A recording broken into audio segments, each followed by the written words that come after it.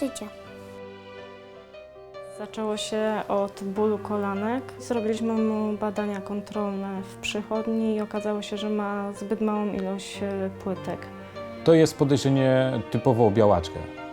Kacper cierpiał na ciężką postać niedokrwistości aplastycznej. Wymagał licznych przetoczeń krwi, płytek. Również jego odporność w zakresie ochrony przeciwbakteryjnej była kiepska ze względu na niski poziom granulocytów. Wszystko się nam, można powiedzieć, posypało jak domek z kart.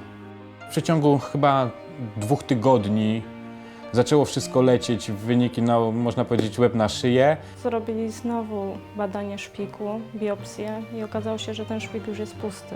Jedynym ratunkiem dla niego tak naprawdę był przeszczep szpiku, ponieważ nie odpowiedział na typowe leczenie immunoablacyjne stosowane według protokołów. Pierwszy dawca nam się wycofał.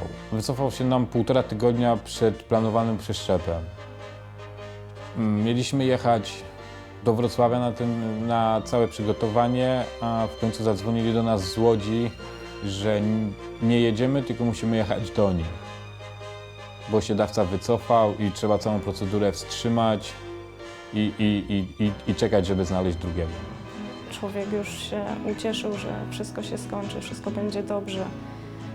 A tu jednak rozczarowaliśmy się. Tak samo Kacperek był już w tej nadziei, że już będzie po wszystkim, że już nie będzie musiał być wkuwany, że wszystko będzie dobrze, że już się skończy jego cierpienie, ale jednak było inaczej.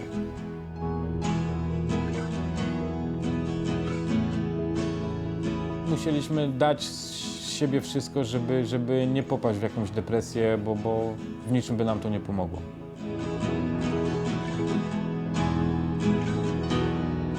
Dowiedzieliśmy się w klinice od pani ordynator o krwi pępowinowej.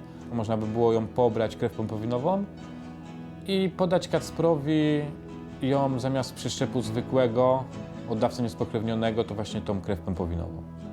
Mieliśmy olbrzymie szczęście, ponieważ mama, która była w ciąży,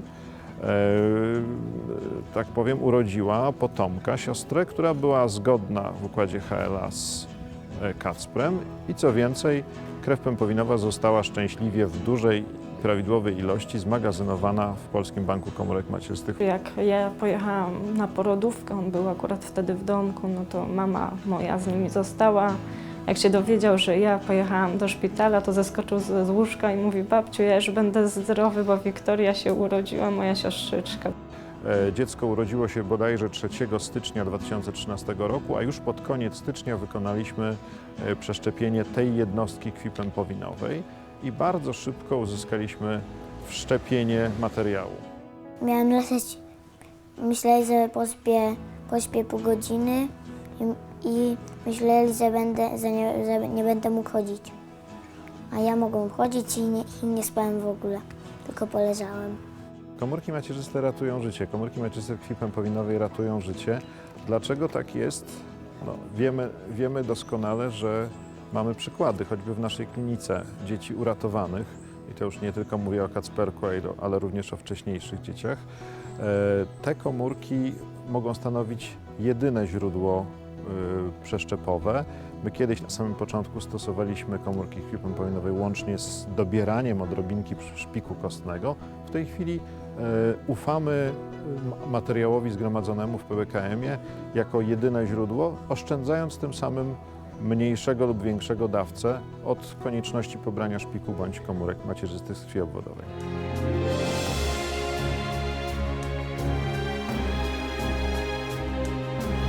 Nazwaliśmy córeczkę Wiktoria, czyli znaczy zwycięstwo na cześć tego, że jednak była zgodność komórek macierzystych w pełni. Wiktoria ma tą samą grupę krwi co Kacperek, także nie było żadnego problemu i po prostu myśleliśmy, że to cud po prostu od Boga.